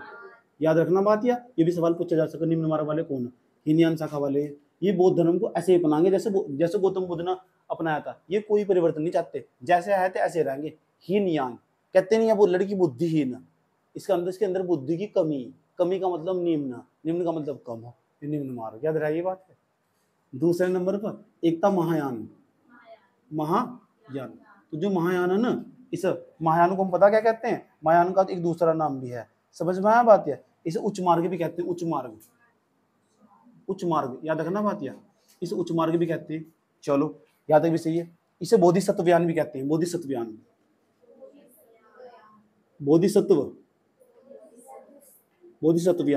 ये महायान वाले। याद रखना बात है, कोई सा भी नाम देखा जा सकता पेपर में, ठीक। इसे श्रावक यान भी कहते हैं। श्रावक यान, पेपर में कोई सा भी नाम दे सको, ठीक। श्रावक यान। अब सवाल इन दोनों में थोड़ा डिफरेंस देख लो, लेकिन आगे जाकर ना, चलो ये तो मानी रहे, इनमें तो कुछ लोग ऐसे निकलेंगे, वे पता क्या कहेंगे? हम तो बौद्ध धर्म को और अलग रूप में मानेंगे। इसमें भी दो संप्रदाय हो जाएंगे अलग अलग जाकर। इसमें भी 2 संप्रदाय हो जाएंगे, बाद में जाकर अलग अलग। उनके भी नाम पूछने, और यूपीएससी ने दोनों नाम पूछे हुए, दोनों तीनों नाम जानना चाहते हैं। ये भी कितने भागों में बढ़ता दिखाई देगा? वैभाषिक, ये भी 2 भागों में बढ़ता दिखाई देगा। हीनयान की शाखा थी ना, वो अभी आगे जाकर 2 भागों में बट गई। वैभाषिक जब तुम सवाल चेक करोगे ना, ऐसे ऐसे शब्द भी दिखाई देंगे तुम्हें वहां से। वैभाषिक, क्या नाम हो? यह बौद्ध धर्म की शाखा थी। जो हीनयान शाखा थी ना, उसे एक, उसका एक भाग अलग होगा, एक भाग अलग होगा वैभाषिक, और दूसरा था स्वतांत्रिक। स्वतांत्रिक,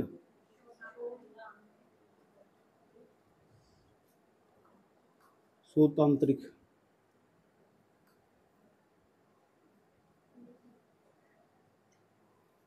इसे बोलते हैं स्वतांत्रिक। तो कितनी शाखाएं बटी हीनयान की? 2। जनंगे क्या कह रहे थे? ये भी जनंगे क्या कह रहे थे? बात समझ में आई है? अब जो महायान था वो भी 2 भागों में बंटता हुआ दिखाई दिया। और ये नाम भी पूछा जाएगा किसकी शाखा? बौद्ध धर्म की शाखा है। सिर्फ सिंपल नाम देकर ही पूछा कौन से धर्म से संबंधित है, और कुछ भी नहीं पूछने का। सही बात है। इसके बारे में लेकिन हम थोड़ा डिटेल से जानेंगे, कहना क्या जा रहे हैं, कैसे मानने हैं। लेकिन पहले हीनयान और महायान को थोड़ा आज फिर तमीज से देख लेंगे। मैंने पहले भी लिखाया था लेकिन समझाया कम था, आज अच्छी तरह देखेंगे कहना क्या चाह रहे हैं। अब जो महायान शाखा वाले ये क्या कहना चाह रहे हैं, ये भी 2 भागों में बढ़ते हुए दिखाई देंगे तुम्हें। नंबर फर्स्ट, उसका नाम है माध्यमिक, माध्यमिकवाद, माध्यमिक, माध्यमिकवाद। इस माध्यमिकवाद को हम या करके शून्यवाद भी कह सकते हैं।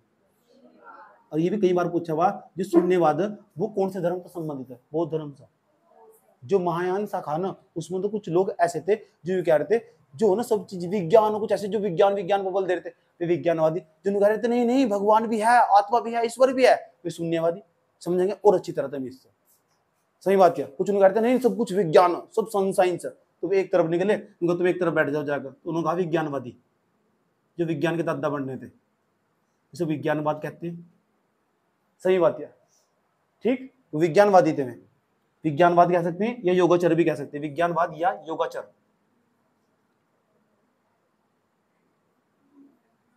ये शून्यवाद है, माध्यमिकवाद कह सकते हैं। ये सब बौद्ध धर्म की शाखा, ब्रजयान, ऐसे ऐसे नाम भी दिखा देंगे, ब्रजयान, सहजयान, यान यान यान, बौद्ध धर्म का रिलेटेड। सही बात क्या? ये अन्य संप्रदाय बाद में जाकर विकसित हुए, ब्रजयान, सहजयान, इस तरह के जो संप्रदाय बाद में जाकर विकसित हुए, ऐसे सब दिखाई दे जाए, समझे बौद्ध धर्म से संबंधित है। हर साल उसे बहुत परे में यूपीएससी को इस तरह एक सवाल जरूर पूछेगा, निकालेगा। अब सवाल है हीनयान और महायान में क्या अंतर था। पहले इस डायग्राम चार्ट को बना लो, फिर मैं लिखाऊंगा तुम्हें।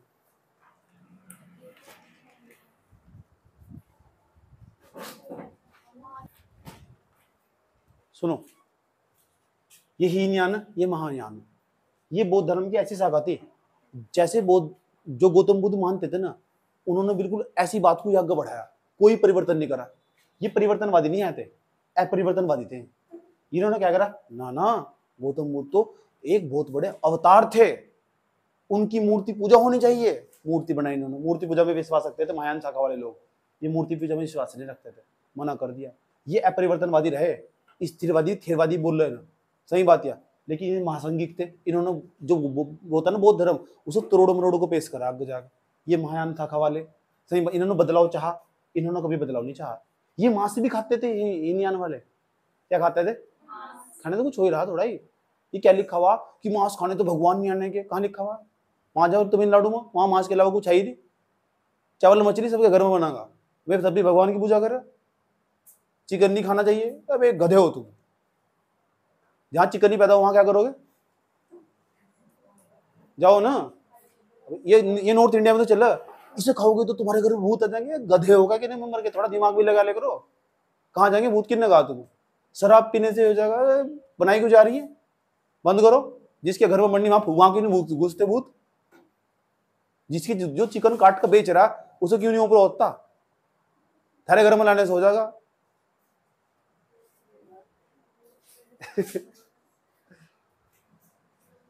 सही गलत है? तार्किक बात है। तो चिकन खा गई तू, मुझे लगा तेने वहां भी थोड़ा सा कठोल में।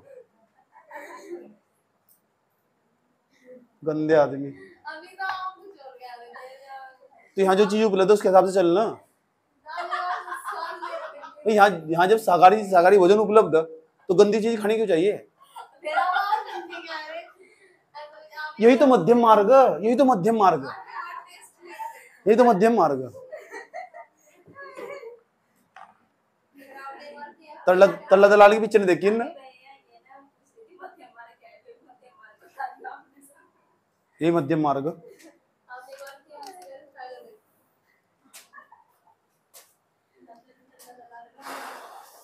बात समझ में आई क्या? चलो और सुनो, ये क्या चाहते थे? ये चाहते थे गौतम बुद्ध की ना जैसे है ऐसी पूजा होनी चाहिए, कोई बदलाव नहीं, उनके विचार आगे बढ़ने चाहिए। और ये जो लोग ना, ये पता कहाँ फेमस हुए? बर्मा में, थाईलैंड में, वियतनाम में, श्रीलंका में, वहां फेमस हुए। ये लोग पाली भाषा को यूज करते थे क्योंकि गौतम बुद्ध के समय पाली भाषा फेमस थी। ये लोग आगे जाकर ना, महायान वाले लोग संस्कृत भाषा का इस्तेमाल करा। ये भी सवाल पूछा है यूपीएससी ने, इन्होंने संस्कृत भाषा का इस्तेमाल करा और इन्होंने मूर्ति पूजा भी करी।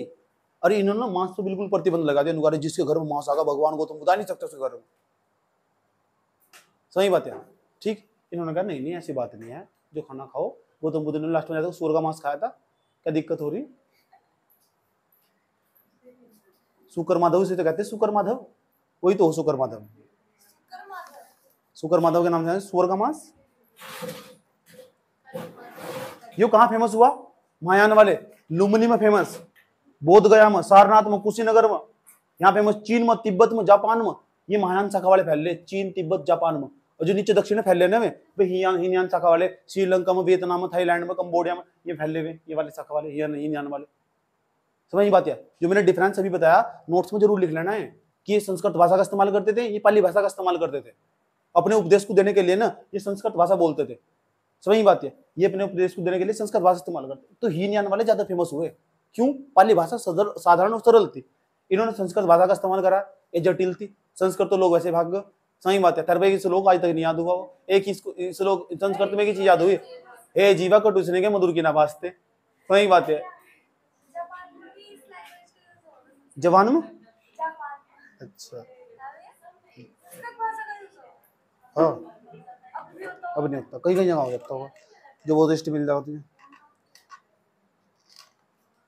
दूसरा जो महायान शाखा थी, महायान शाखा थी, यहाँ जो शैली विकसित हुई, यहाँ बुद्ध की जो मूर्ति बनानी स्टार्ट हुई। अच्छा एक बात बताओ, ये भारत का नक्शा, यहाँ मथुरा पड़ेगा, यहाँ पड़ेगा गंधार, गंधार की राजधानी तक्षशिला, यहाँ चाणक्य ने शिक्षा ली थी बैठ। चाणक्य के गुरु ने क्या नाम था? चाणक्य का जो शिष्य था क्या नाम था? चंद्रगुप्त मौर्य, उन्होंने शिक्षा ली थी तक्षशिला। यहाँ पड़ा गंधार। जितने लोगों ने आक्रमण करा यहाँ से आकर आक्रमण करा, तो यहाँ गौतम बुद्ध की मूर्ति तो यहाँ भी थी, गंधार में भी। तो गौतम बुद्ध की जो मूर्ति है, यहाँ के लोगों की मूर्ति, गौतम बुद्ध की मूर्ति देखोगे तो उसमें मूंछ बनी हुई दिखाई देगी तुम्हें। क्यों? आक्रमण हो रहा है, तो आक्रमण लोग मिलते जुलते रहा, संस्कृति ऐसी संस्कृति विकसित होगी वहां से। देखोगे उनके सिर पर ना ऐसे बाल दिखाई देंगे, ऐसे बाल जो घुंघराले बाल, ऐसा करके उनका सिर पर ऐसा करके घुंघराले बाल ये दिखाई देंगे। यहाँ नहीं दिखाई देने के बिल्कुल भी। देखो वहां दिखाई दे रहा है नहीं, या गंधार कला से लिया, तो गंधार कला से लिया। या यहाँ के मूर्तिकार, वर्तमान समय के मूर्तिकार ने बना रखे ना। समझ में आई बात? या ठीक, तुम पढ़ेंगे जब कला संस्कृति पढ़ेंगे इसकी, ठीक। क्या गंधार कला शैली, तो गौतम बुद्ध की जो मूर्ति है ना इस समय, वो गंधार कला शैली फेमस हुई थी। और यहाँ नहीं, महायान शाखा वाले यहाँ मथुरा कला शैली फेमस हुई, मथुरा कला शैली। यहाँ जो इन्होंने जो मूर्ति बनवाई ना, वह मथुरा कला शैली में बनवाई है। और वहां ना बिल्कुल क्लीन सेव रखा थे, बिल्कुल वे मूछ नहीं रखा थे बिल्कुल भी। और उनका जो सर था ना बिल्कुल टटरा, बिल्कुल टकड़ा पाया जाएगा बिल्कुल मूर्ति का। देख सको तुम आराम, तो बहुत सारी मूर्ति गौतम बुद्ध की। सही संस्कृति बढ़ाऊंगा, जब भी दिखाऊंगा तुम सारी चीजें। बात समझ में आई? यानी हीनयान और महायान शाखा। अब जो हीनयान है इसकी दो शाखा, एक तो वैभाषिक, एक स्वतांत्रिक। अब वैभाषिक कौन से और स्वतांत्रिक कौन से, ये भी समझ लो। ये क्या कह रही है, ये क्या कह रही है, ये समझ लो। ये तो जो शाखा थी, ये तो विकसित हुई कश्मीर में। कहां से? कश्मीर में, ठीक। इसका एक ग्रंथ है, उस ग्रंथ मुझे जानकारी मिली इसकी, उसका नाम बताने जा रहा हूं, विभाषा शास्त्र ग्रंथ। जो पूरा का पूरा ये शाखा ना विभाषा शास्त्र, उस पर आधारित एक व्यक्ति ने लिखी। और उसने कहा गौतम बुद्ध का जो धर्म है ना, जो हीनयान शाखा वाले जो लोग हैं, इन्होंने कहा तुम इस तरह आगे बढ़ाओ इसे। एक व्यक्ति है ये सूत्र पिटक वाले, ये सूत्र पिटक वाले, सूत पिटक की स्थापना किसने करी थी? उपाली ने करी थी। तो उपाली ने करी थी, तो इस जो उपाली ने लिखा था ना, उसके अंदर उस आधार बनाया और उसकी बात को आगे बढ़ा दिया। समझ में? इतने डेप्थ में कभी नहीं पूछने का जाएगा। समझ में? ये पूरा पूरा दर्शन हो रहा है, इसलिए मैं बच रहा भी इसका। ठीक ठीक, इतनी औकात नहीं है इसकी। पूछ रहे तो फिर क्या करोगे, लेकिन किसी घर में घुसोगे जाएगा। अरे दूसरा इन्होंने क्या कहा, ये जो वैभाषिक वाले लोग थे, हीनयान की शाखा है वैभाषिक वाले, पता क्या कह रहे, अरे इन्होंने तो चित्त, अरे खू मन, चित्त कहते चिंतन, आत्मा, आत्मा और जो मनन उसकी सत्ता को स्वीकार कर। गौतम बुद्ध को पूछा जाता आत्मा है, हाँ यस बताया उन्होंने। ये लोग है ना जो वैभाषिक शाखा वाले, ये आत्मा को मानते थे, आत्मा नाम की कोई चीज हो। अभी तुम्हें आत्मा की अनुभूति हुई थी जब तुमने मेडिटेशन करा थोड़ी देर पहले,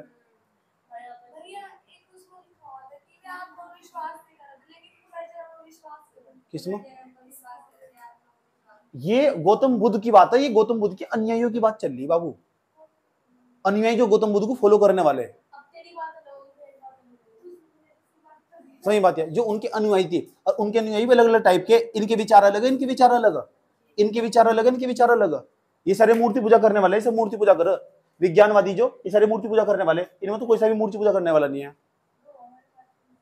ये तो समझना, पूछेगा तुम स्वतांत्रिक है, ये वो धर्म की शाखा, आप टिक लगाओ यस ये ऑप्शन सही है।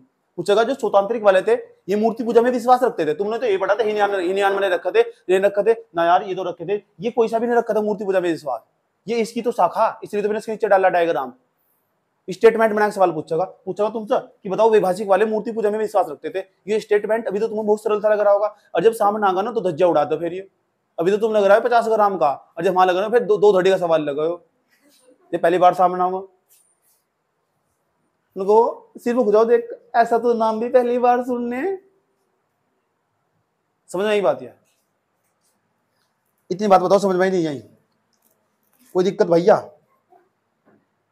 ऐसा शून्यवाद है ना, अगर इसका शून्यवाद के जो पूछेगा, शून्यवाद के जो ये पता लग चुका क्या है, इन्होंने मन की, और ये जो वैभाषिक वाले इन्होंने मन और जो मन जो चित्त आत्मा उसकी सत्ता को स्वीकार करा, और जो करा ना जो पूरा का पूरा जगत जो बाहर दिख रहा है, जैसा तुम्हें दिखाई दे रहा है ना, ऐसा ही है जो जगत जो किन्न बनाया, सही बात है, जो जैसा है जो प्रत्यक्ष रूप से इसका अनुभव करा उन्होंने, जैसा है ये रखा हुआ नहीं बोर्ड है तो है, इस पर ज्यादा सोचने की जरूरत नहीं है, ये पेड़ पौधे है तो है, कुछ लोग ऐसा सोचते किन्न बनाए होंगे, तो ये वाले स्वतंत्रिक वाले, सही बात है, ये जैसा है तो मजा ले लो, क्या दिक्कत हो रही, ये जैसा है यूज कर, क्या पानी तो है, अब एक बदतमीज जानवर, पानी ही क्यों, कैसा पानी क्यों आया, कैसा, ये स्वतंत्रिक वाले, इन्होंने कहा जो जगत है ना इसने अप्रत्यक्ष रूप से स्वीकार करा, इसके पीछे राज कुछ और है, इस जगत का निर्माता कोई और है, ये इन तो पूछ जाएगा, मैं क्यों बता रहा है, पढ़ लो थोड़ा सा, वर्की ने किताब रखी बौद्ध दर्शन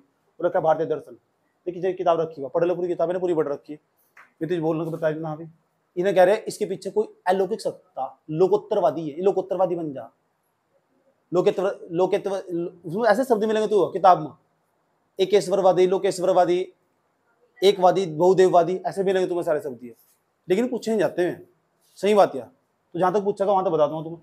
अभी शून्यवाद है, इसके जनक किसे कहा जा, इसके जनक माना जा नागार्जुन को, नागार्जुन, ये हिमालयन शाखा से निकले हुए लोग, समझ बात है, इन्होंने क्या करा, कुछ नहीं है, इस शून्यवाद का मतलब क्या हो, सब कुछ शून्य हो जाना नहीं, इसका मतलब पक्का कोई ऐसी चीज है जो इस पूरे संसार को संचालित कर रही है, वो आत्मा ही, जो शरीर को कौन चला रहा, आत्मा को एक्सेप्ट कर लिया, भगवान को नकार दिया, ये लोग, अरे क्या कह रहे ना, हर चीज के पीछे राज है, साइंस, 60 साल के बाद कोशिकाएं बुढ़ी हो जाएगी, काम करना बंद कर देगी, 60 साल के बाद कोशिकाएं मर जाएगी, समझ बात है, और शून्यवादी क्या कह रहे हैं, ना ना ना ना आत्मा निकल कर जाएगी, ये कह रहे हैं नहीं कोशिकाएं बुढ़ी हो जाएगी, सही बात है, ये लड़े हुए शरीर के साथ, इन्होंने पूरी खोज, आजकल पूरा समाज इस पर बल देगा, वो विज्ञानवादी, सही बात है, आजकल पूरा समाज यहाँ काम कर रहा है, विज्ञानवादी, विज्ञान का समर्थक है पूरा समाज, सही, और तुम भी सही सपोर्ट करोगे, यूपीएससी में जाओगे तो योनी सपोर्ट करोगे, योनी किसी का सपोर्ट नहीं, उस पर जाओगे सीधा, सही बात है, जब क्वेश्चन का उत्तर लिखो तो आंसर में जाते विज्ञानवादी बन जाओ पूरे, जब जाकर नंबर मिलेंगे, जो सोचेगा ईश्वर भी है आत्मा भी है, यूपीएससी समझ जाएगा, ये यूपीएससी में भी जाकर भी ईश्वर आत्मा ढूंढने का, और जो ईश्वर आत्मा ढूंढना ना वो मेहनत नहीं रहता बिल्कुल भी, हो जा भाग्यवादी, और भाग्यवादी इंसान कम मेहनत करो क्योंकि आस भगवान से रखो, सही बात है, और विज्ञानवादी लोग मेहनत पर विश्वास करो, समझ में आया बात है, अगर इसरो के वैज्ञानिक घंटों घंटों रात को बैठकर कामना करते ना, आज चंद्रयान 3 लॉन्च ना करते, तो विज्ञान के बल पे तो पहुंचा दिया, सही बात है, कोई दिक्कत यहां तक, चलो इसके प्रवर्तक कौन है विज्ञानवाद के? इसके प्रवर्तक, इसके जो प्रवर्तक मतलब किसने आगे बढ़ाया, उसका नाम है मैत्रेयी। ये मैत्रनाथ, मैत्रेयी अलग अलग किताबों में अलग नाम मिलेगा, मैत्रेय या मैत्रनाथ भी लिखा हुआ। बात समझ में आई बात? ये विज्ञानवादी, और तुम्हें थोड़ा थोड़ा पढ़ना इसके बारे में, शून्यवादी और विज्ञानवादी कौन है, थोड़ा सा अंदर तक डालकर डेप्थ में जाकर, दो दो तीन तीन लाइन बस इसके बारे में। इतनी बात बताओ, समझ में नहीं है? ठीक भैया, ऐसे नाम दीजिए, सहजियान, बड़जियान, ज्ञान यान नाम दिख गया ना, बौद्ध धर्म से रिलेटेड बस। कौन से धर्म से? इससे ज्यादा कभी बौद्ध धर्म को पढ़ना भी नहीं चाहिए। अगर जीएस के लिहाज से पढ़ना, अगर डिटेल से पढ़ना, हिंदी साहित्य में पढ़ाऊंगा। इसकी जो वाद, क्षणिकवाद क्या हो, उसका बौद्ध धर्म के अंदर कुछ ऐसा दर्शन है, उसका कुछ लेखकों को प्रभावित दिखा दिए। जिनने बौद्ध दर्शन पढ़ रखा होगा वो दोस्तों पूरा प्रभावित होगा। ऐसे बहुत सारे लेखक जो बौद्ध धर्म को मानने वाले, और उनकी आंसर राइटिंग में भी वही लिखा हुआ दिखाई दे। समझ बात है? मध्यम मार्ग तो पता लग चुका हो तुम। मध्यम का मतलब एक तरफ की बात नहीं करनी, इस तरफ की बात नहीं करनी, दोनों की अच्छी बातें चुरा कर आगे बढ़ना, जो महात्मा गांधी का मार्ग था। गौतम बुद्ध इसी मार्ग को अपनाते थे, सबकी अच्छी बात चुरा कर आगे बढ़ते थे, बुरी बात वही छोड़ देते थे। यही मध्यम मार्ग। सही बात यार, ठीक, नोट कर लो। और आज के लिए इतना ही, मुलाकात होगी जैन धर्म में।